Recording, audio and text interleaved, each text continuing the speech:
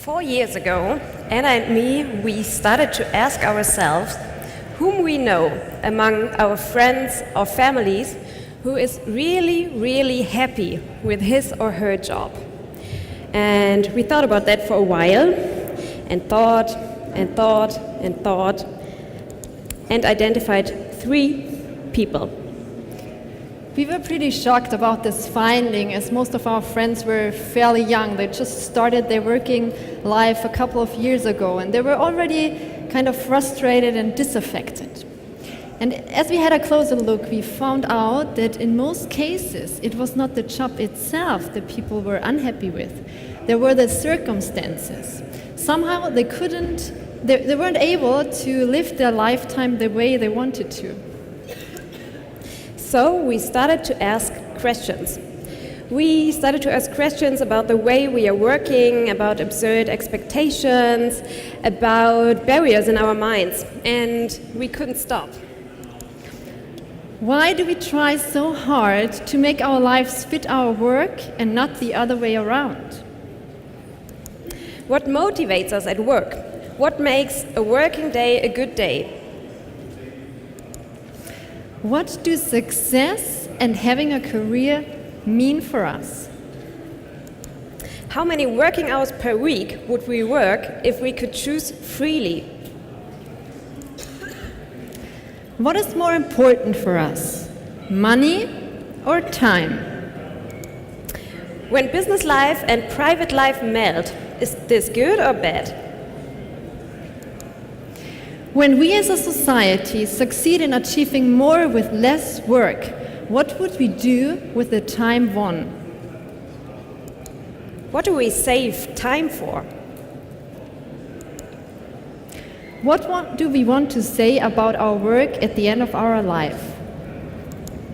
And why, for God's sake, do we assume that every job, every position fits best into 40 hours a week? Then there came this one situation in January 2013, which really surprised us and totally changed our perspective. Anna and me, we were working for a recruitment agency in Berlin at that time. So we were colleagues, and I had to staff a position, a leading position for one of my customers. When I got this application, this is the original application where 2 people applied together for this job, for this leading position. So they really sent me a tandem application with one cover letter, CVs like put together in a puzzle format, and I was totally excited about that because they really were the perfect match for my position, as they brought so many qualities and experiences more than one person alone could ever have. And they were willing to represent each other in cases of illness or vacation, which was like a total win-win situation, or you can also say a no-brainer, because for the 2 of them, this was the possibility to spend more time with their family and friends, but nevertheless stay in their qualified job. And for the company, of course, this was like a super tandem. So we felt that we found at least one concrete answer or approach to make this working world a more life-friendly place. And as Jana came out of the interview with the tandem, the both of us were really getting enthusiastic about this concept of job sharing. We really wanted to push it forward, so we quit our job 2 days later and we found a company called Tandemploy. It helps companies and people to have easier access to job sharing models. Yeah, we just felt that we wanted to end bullshit bingo, because this is what we are doing all the time. We talk so much about new work, the future of work, transformation, cultural change, empowerment, all those buzzwords. But what do we really, really change in the end? According to the Gallup Engagement Index, 24% of the employees mentally quit their job. 61% do work to rule, and only 15% are emotionally attached with their employers. When you ask German people about their dreams, 34% say that they dream about work every time. Only 27% dream about traveling, followed by dreams about deceased persons. When we asked people what they would do if they were dismissed with a golden handshake, only 8% answered living my dream. 13% would go on vacation, and 72% would apply for a new position directly. I mean, come on. This is crazy, right? Honestly, we thought about whether we can write this on a slide, but then we thought, like, yeah, it's the perfect word to describe our feelings about that, because what people feel about work, how frustrated they are, and what they are really doing and changing is something totally different. So yeah, Jana and I, we thought it's definitely time to change something. So we started with our Tandemploy platform, where people can organize flexible working models, job sharing models by themselves. So they register and they fill in a short questionnaire, and then they get automatically matched with potential tandem partners, people they can share a job with. And on the other side, they meet companies, employers who are which are open towards job sharing or flexible working models. So for the job seekers, it's kind of a matching platform, and for the employers and companies, it's an authentic employer branding channel. And this year we even went one step further, because so many companies, they liked the idea of Tandemploy and they wanted to get tandems from outside to their company. But more and more of them, they started to ask us whether they can have their own little Tandemploy for inside the company to match their own employees, the people they already have. So we thought about this and really liked the idea, and of course we had the technological basis already, so we developed it. And this is our new baby, Flexworks, where companies get their internal solution where their employees can organize flexible working models for themselves. Not only job sharing, but job rotation, projects. They can also find a mentor or mentee in the company. And they can do all this anonymously. So it's basically a tool used by the people where they can find solutions and then go to their manager and propose that solution, not a problem. And what's so important about this is that it's the first HR software which is not used by HR. It's driven by people, and that's so important because company needs to empower their employees to organize flexibilization by themselves. So from now on, this is bottom up instead of top down, the way we know it. Yeah, this is what we offer for other companies, but of course, we as a young company start to live what we preach, and we experiment a lot with it as well. So as we build our own team, enlarged our team, we wanted to do it differently, and we decided to not put our applicants or our team members into that 40 hours corset, but thinking in budgets and tasks instead. And we asked them how many hours they want to work, ideally in a week. So what do you think? What was their answer, or the most common answer? How many hours do people want to work? It's 25 to 32 hours. Everyone said some figure in between 25 and 32 hours. So we made this possible in each case. And in some cases where we felt like we needed more power for a position, for example, for our head of sales position back then, we just searched a tandem partner for that.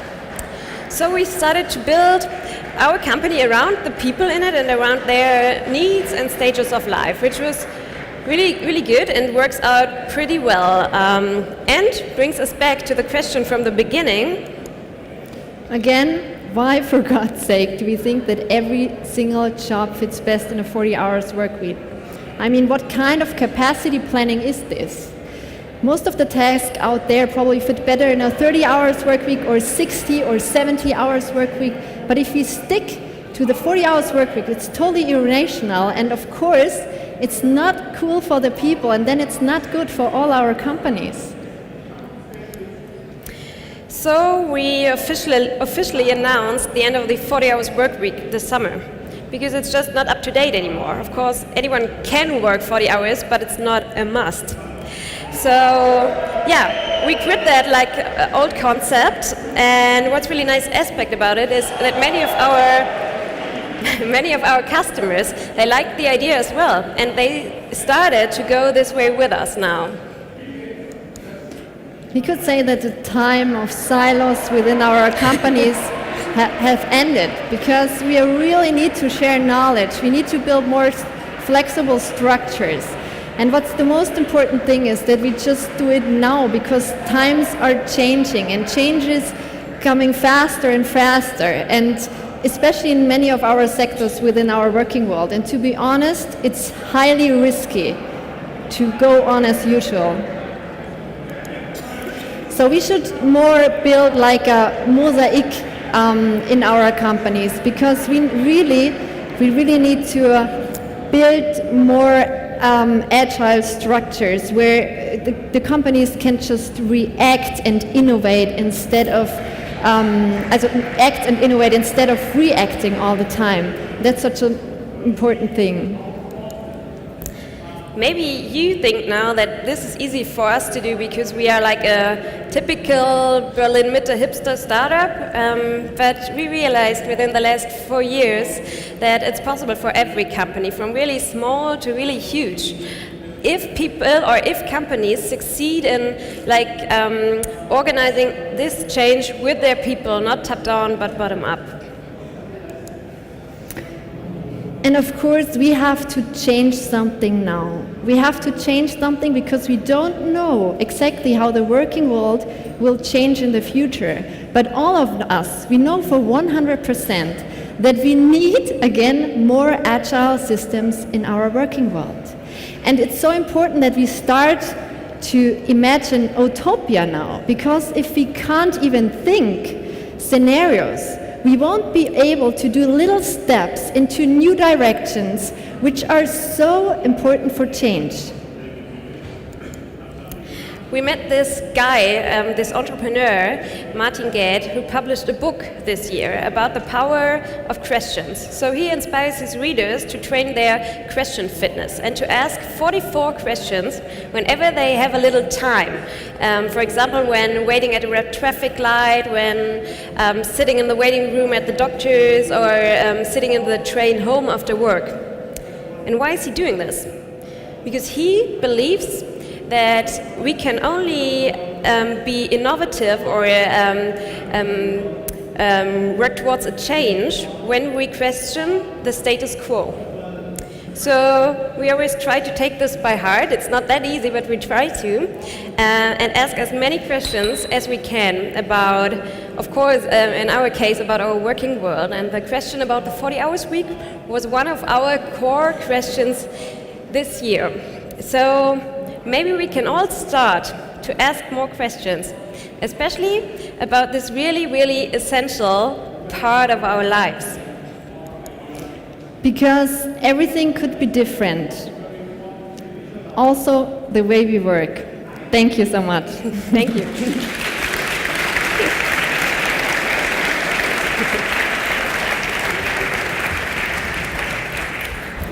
So you're talking about ask questions.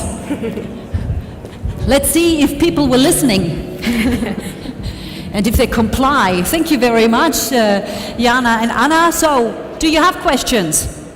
If you don't have any, why don't you just follow what was just said and, try and think of something, question something they just said.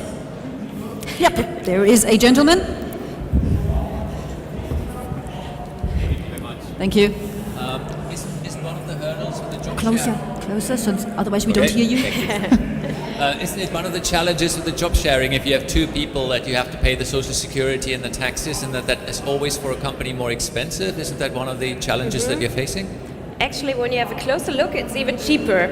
At first sight, you of course have the social security contributions or taxes, and they can be a bit more expensive when you have two part-time people. But when you have a look at the costs the money you win when you have a person really well-informed person who can step in whenever the other tandem partner is ill or on vacation.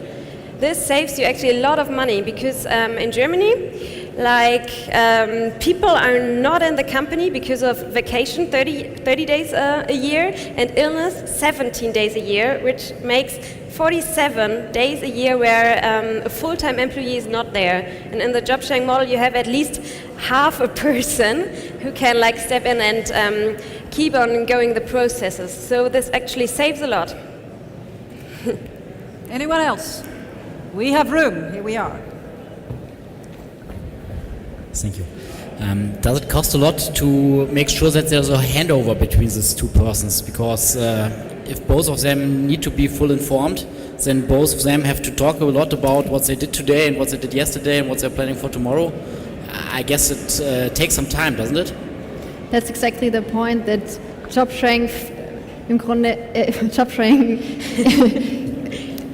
solves the problem that we have so many full-time positions that are hardly to manage in part-time options. So most of the tandem partners, so the tandems only need 1.5 hours per week to organize themselves, to talk to each other. And to be honest, it's really cool that the people start talking again. I mean, we can see that in companies, the way that structures are built with a clever teamwork structure, so it's really cool when they start talking again. And even if they work 60% each of them, so a little bit more to have time to communicate, they don't need that after a couple of weeks when they really get used to the daily deals, because then they just use it with the sparringspartner actually to go on for strategy topics or something else.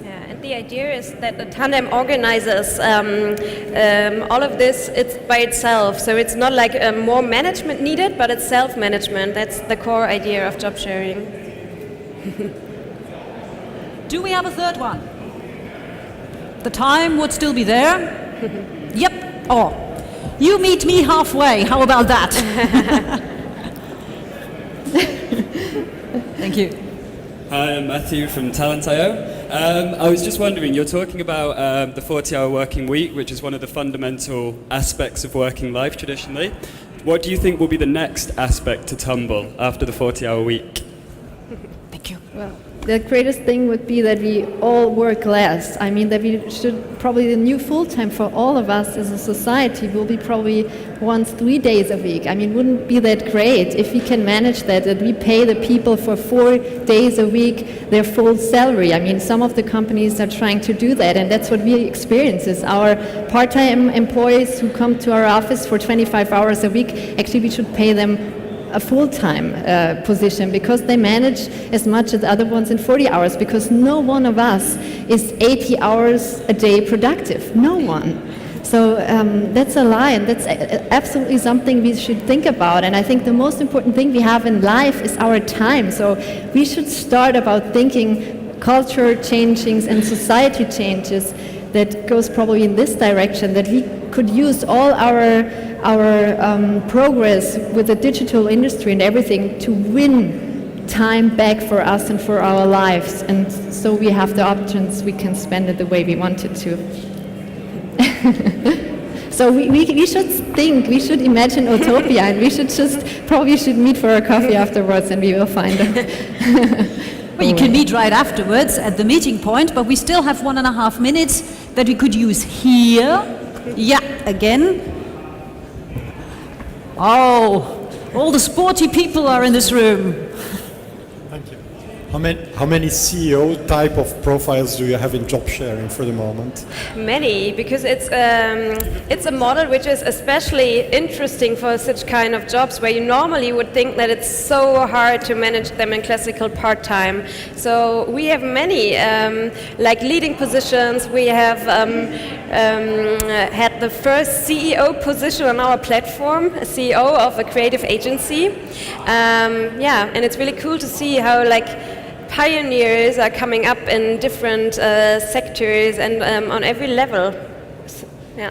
And it's so interesting when we see what it does with the team when there's a CEO tandem or like people who lead a team and everything. It changes the way they communicate, the way they're just dealing with their employers, and it's really nice to see what it does with the whole company. The more people are working in job sharing models or in teams actually, in clever teams. Yeah. Okay, brilliant. Anna, Kaiser, Jana, Tepe. It was very interesting, and you could tell the room is jam-packed. People have questions, and I'm afraid now we will have to move the questions from the stage to the meeting point just around the corner. Meet the speaker. Both Jana and Anna will be available. I hope some of you will stay here, though, but first give them a round of applause again. Thank you so much. Thank you.